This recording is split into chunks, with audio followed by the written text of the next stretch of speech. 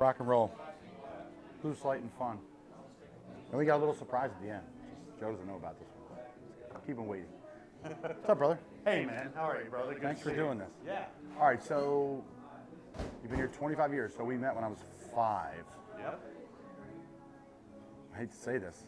I wasn't drinking then, so any decent memories of me when I was 5 years old? Or when we were our younger family, because my brother, my mom, dad, we were frequents, obviously. Obviously. Yeah. One of the things I remember most about you is every year when you would come back, you were getting taller and taller. And I'm 6'4". Yeah. So I'm watching you as a child grow and grow and grow. And I can remember when you came into the bar and I had to look up at you. And I said, I got heavier and heavier and heavier, too. But Yeah. big and tall, yeah. Yeah. I remember when that happened. That's good. I think my first memories of Half Shell was learning how to tip properly, because we would walk out and the horn would go and the bell would go and I would say, Dad, what's that? And be like, I don't know, we just left Joe $50 on a $50 bill or whatever. The bell's for a good tip. The horn's for a really good tip. Okay, so I didn't know that, so there we go. Not just anybody, but You guys got the horn a lot. thank you. Usually I get the horn for like getting cut or fired, so it's good to get the horn for something good, I guess. Let's go back to your time here. Like, how'd you find Key West and how'd you find Half Shell? I moved here in 1996. My best friend and I had been working in Knoxville, Tennessee, and we were both in the restaurant industry. We were both up in our higher management, and we just said, this is for the birds. So we said, let's move where it's warm. We decided if we're going to go where it's warm, we're going to go to Florida. But if we're going to go to Florida, we're going to go to the Keys. And if we're going to go to the Keys, we're going all the way down to Key West. Yeah. So Eric and I moved down here in 96. No jobs, no place to live, and didn't know anybody down here. And it turned out really, really well. Really, really well. And then how'd you find the Half Shell? You're just like, this is the first bar I went to? No, I worked at a different restaurant called the Crab House over across from Smathers Beach. Yeah. And the general manager there was Nina. And she was previously the general manager here at the Half Shell. Well, when she hired me, I worked for her for about 2 years, and she came back to the Half Shell. I saw her in the grocery store, and she said, hey, how'd you like some part-time work over at the Half Shell? I said, I've never been there. She goes, come check it out. So I came and checked it out. She hired me for part-time work. And within 3 months, I was working more hours than any other bartender. And all these bartenders have been here for 18 plus years. So if they wanted to give up a shift, I took it. And it's just gone really, really well since then. That's great, man. I asked Dave earlier in the interview, can you name all the bartenders? I'm not going to do that to you because we'll be here all day and I don't want you to leave somebody out and somebody be like, man, Joe left me out. Because I've been in that spot before. I'm like, it wasn't personal. Yeah. Trust me. But some of the legends that have been through here that you work with that stick out to you that have are long tenured, Michael Ogman, his nickname's Augie. Yeah. He trained me on my first day. And back in the day, we used to have 3 different ice wells. And Mike said to me, don't do what I do what I say. And I said, no problem. Well, Mike had open Budweiser in every well. So he'd walk over here, do some work, take a drink of Budweiser, walk over here, take a drink of Budweiser, walk over here, and I'm like, okay, don't do what you do, just do what you say.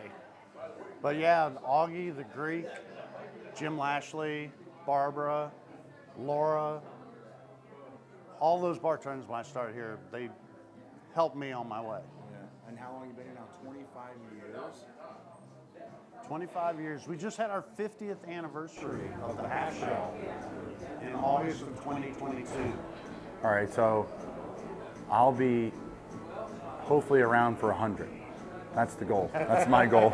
I missed the 50th, sadly, which was a bummer because everyone was able to come back and hang out. It was really cool. We had bartenders from the 70s, 80s, 90s, 2000s come back here from all around the country, and they guest bartended in the Sailfish Bar. We did a half-hour stint. Yeah. But all the locals got to see these people again they haven't seen forever. It was really special. This is always the hardest question for me and probably the hardest for you to answer, but it's the easiest one for me, hardest for you to answer.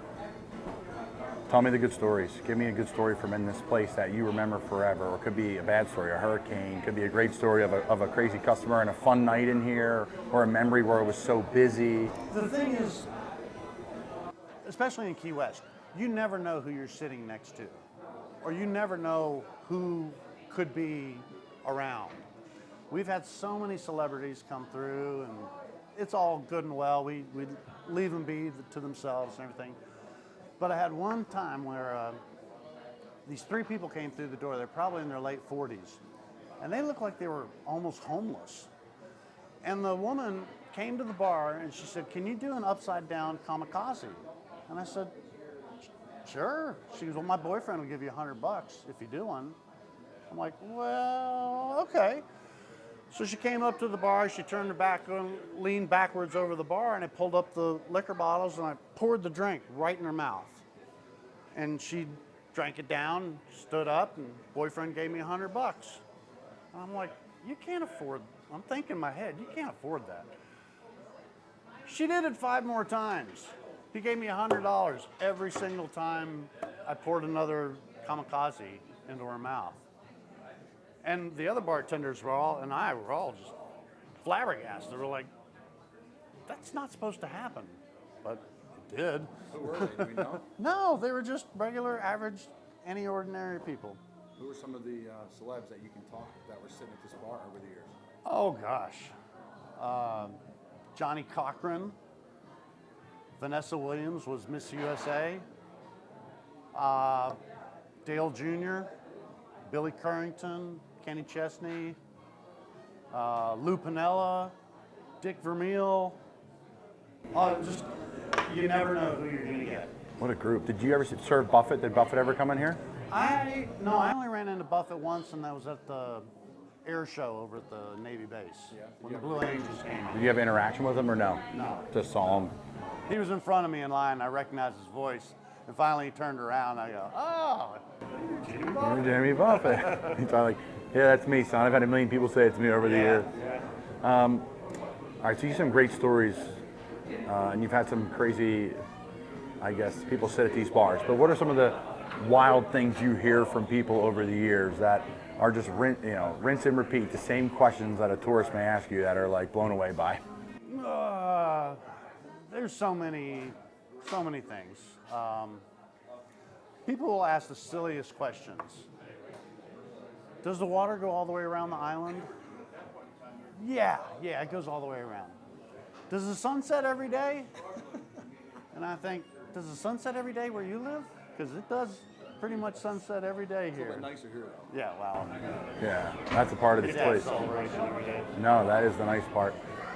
All right, so early memories of the half shell to kind of where we are, like the history of it since you've seen it change over the years. Now, remotely, it's stayed pretty much the same, at least from this perspective, but like, what are some errors that you're like, it was more about this and that, and then kind of how Key West changed with it? Like the culture of Key West kind of changed and the half shell kind of stayed the same. Essentially what I'm asking you is like, is that what makes this place so special? Is that culture? Well, Paul Tripp was the majority owner for most of the time the half shell's been open. I think he started owning it in like 1980.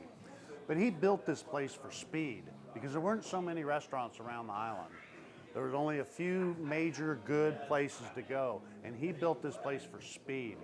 So people would come and people would go. People would come, people would go. They get great service, great food, great drink, but they always knew they could come back and they could count on the same thing that they were going to get week after week, month after month, year after year. I think that's what's really solidified the half shell, and that's why the employees stay for so long. We've got employees that have been here for 35 years, 3 of them. And like you said, I've been here for 25, but the majority of the staff has been here for more than a decade. And that's hard in the service industry. Like the service industry is like 5 or 10 years is like a long time in a place, and you're moving on to the next spot for whatever reason that may be. But we are professional out here. You know, we try and be professionals. We're not just run-of-the-mill bartenders and servers. We take our job seriously, we make a living on it, and it is rewarded as well. Yeah, and that's like this, I would say, of the local, call this place a local establishment, of the places that are mainstays, I feel like that's Key West. Like bartenders and servers and cooks are like the backbone of this place, and they get shine through here though. Like people value them and keep. And it is the people that make the half shell what it is. I mean, not just the employees, but our customer base. 75% local, 25% tourist, but the 25% tourists, like yourself, are repeat customers, either 3 times a year or once a year. But when they come for a week, they're here every day. So we know all their names. Year after year after year after year of seeing these people, they've become friends and family for a lot of the city of Asheville. You got a great story about the Key West Peel and Eat shrimp, and it's great history. How'd you hear it, and what's the story? There's a local family that's been here for generations. I'd say at least 5 or 6 generations, and they're called the Lowe family, L-O-W-E. Very well known around the island, large family. 2 of the Lowe brothers came in here, I think they were in their 40s or 50s, and we got to talking, and they told me a story about pink gold. And I said, pink gold, that's the Key West pink shrimp. And they said, yeah. They said, you know how they got that name? And they told me the story that their great-grandfather, Captain Benetton Lowe, took his boat out, and back then the shrimpers would go out from dawn to dusk. Well, they took the boat out and they dropped the nets, and the nets got caught up on the reef. So the boat got stuck. Well, they couldn't get the boat off the reef until the tides changed. And finally the tides changed and the boat came off the reef, but by then it was dark. So Captain Benetton Lowe said, guys, we're gonna leave the nets down, we're gonna motor back into Key West and just see what we can get. So they started motoring back in, and they noticed the boat was dragging. It was barely moving. So he figured there's gotta be something in the net, so they said, raise the left net. So they started to raise the left net, and the whole boat started listing over on its side. So he said, quick, raise the right net. So they raised the right net, and it evened out. They brought the nets in, dumped the shrimp. There was 5,000 pounds of shrimp on the boat. Their normal take was like 500 pounds. And that's when they realized that you could catch more shrimp at night than you could during the day. That story was published in the National Geographic in the 1950s about Captain Benetton Lowe and coining the term pink gold. And the shrimping industry just went crazy after that. Wow. And now it's a staple of this town, the Key West Peel and Eats, right? Like, Absolutely. they're sweet and they're great, and is that your top seller? Is that what most people are asking for? Or are they asking for oysters or? Shrimp first. Always. Shrimp first. Fresh catch after that. And our oysters are always brought in from, the Gulf Coast, from Texas, Cedar Key, Florida, Louisiana. Yeah, Galveston Bay, Texas there. Yep. I had the Mahi special tacos today. They were great. Tuesday tacos. Yeah. They were good. I'm not in here on Tuesdays. I'm usually here on Friday, Saturday, Sunday, or Thursday, Friday, Saturday, Sunday. So they were great. All right, so some of your favorite memories from working behind the bar here. Is there anything that sticks out to you, like some certain locals or certain people that are just like legends from coming on the other side of the bar, or maybe a busy night here? I just remember like coming here as a kid, it was like 6, 7 deep. Some Sunday, like some Thursdays or Fridays, it would be like if they're a big fishing tournament or something, it's just like packed. It used to be when I first started working here that all the bartenders told me, save your money for August and September because it's going to be slow. Well, that lasted for about 3 or 4 years. But then the Tourism Development Council here in Key West started adding more events over those months. So now we've got things going on year round. It is busy. Every day's like Groundhog Day. It's busy every single day. So now any Monday could be like a Saturday night. Doesn't matter. It's the same, and we have such a good clientele that come back daily. Every happy hour, we know almost every person's name behind the bar. That's awesome. That's awesome. Yeah. That's why we come back though, and that's why you have the tourists at 25% or whatever that is, that come back and say, we got to see Joe. Is Joe working? It's almost like, it's funny because it's carried over into my life elsewhere, like we're at home in Annapolis or whatever. It's like, all right, who's working? Who's behind the bar here, there, the other thing, because it changes how things goes. All right, explain the bar wars. Continue. Before I do that, the most popular comment I get from the half shell is when people have been here for a week and they show up at the half shell on the day before they leave. The one thing that they always tell me is, I wish I would have found this place the first day we got here. And then when they come back the next year, they do show up the first day they get here, and they come every day, just for at least a half an hour or two. I think too, when the younger you discover it, the better off you'll be, because everything sends you to Wall Street. But the more you find out about even the half shell, but what makes the half shell great too is there's some great bars right around here, from starting with Conch Republic that works kind of around the horn to you guys here and Dante's and people that are, again, locals making a living, that are like professional bartenders, professional servers, professional cooks. I think it feeds the ecosystem in a way. Like if it was just one in the middle of nowhere, sure, it'd be like the Florida Bama, which is nuts, but it almost makes it stronger that there's more places to come here on the water. Having the waters here is massive too. All right, so I got to ask about Bar Wars, because that's some of my favorite memories here as a kid, being like, what the hell's going on? I didn't even understand what's going on, but the entertainment was through the roof. Yeah, Evelina at the Schooner Wharf put on a Bar Wars competition where every bar and restaurant would send a team of 7 employees or people, and each one would perform a different function. The first person makes a margarita, the second person carries the margarita, the third person drinks the margarita, the fourth person recycles the margarita, the fifth person taps a keg, the sixth person pours 7 drafts, the seventh person carries the drafts over a little bar beam, and then the rest of your teammates line up, and one by one you have to chug a beer. And whoever does it in the shortest amount of time are Bar Wars champions. We won 5 years in a row.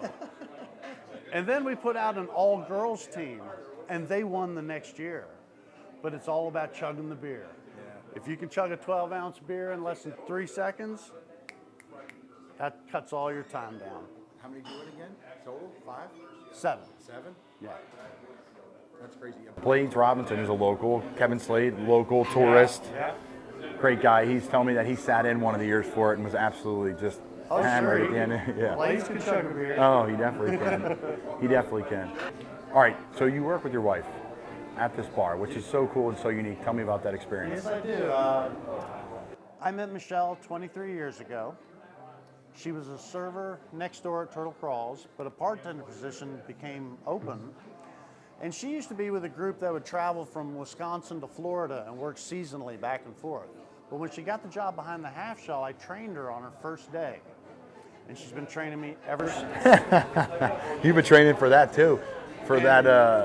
And we have worked together. We usually work about 3 shifts a week together. Yeah.